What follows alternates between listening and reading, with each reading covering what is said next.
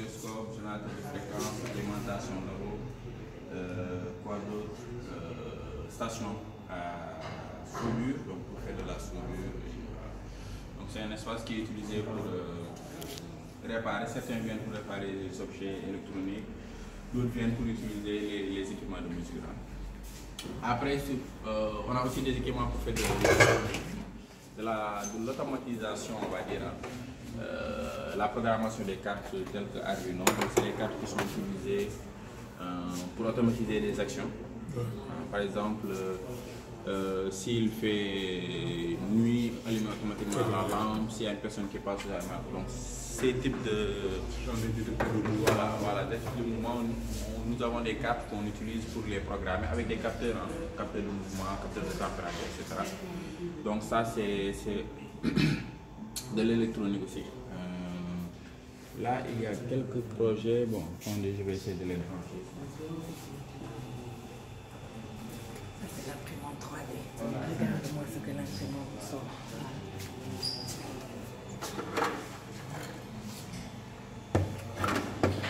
Oui, le cœur. Un cœur humain, quoi, en 3D.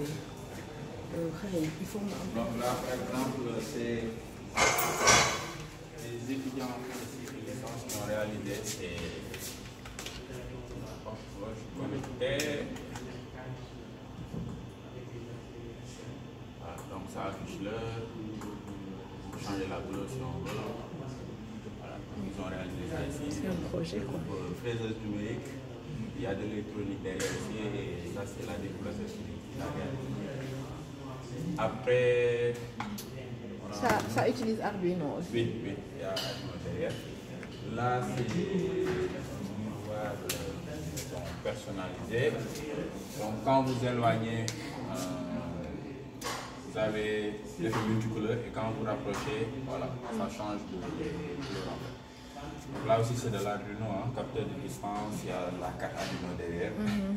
Et ils ont découpé la forme avec l'Arduino. Ils ont personnalisé. Les enfants font de l'Arduino. Ils font d'accord. Donc ça c'est la présentation du cœur. Mais il y a un cœur marron. Où est le cœur marron? Oui.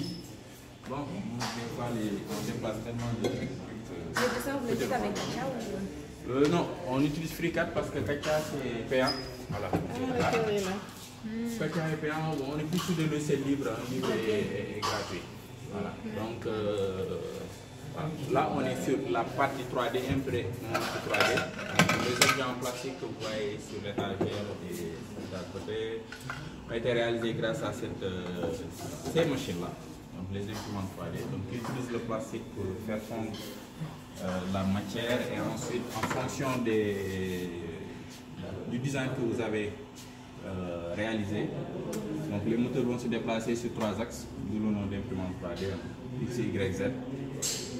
Et ils vont faire sortir le plastique ramolli, le déposer sur le plateau et se déplacer jusqu'à former la pièce que vous avez designée. Donc voilà, on a quelques imprimantes 3D ici qu'on utilise pour les projets, réaliser des objets du quotidien. Vous faites de la récup, c'est...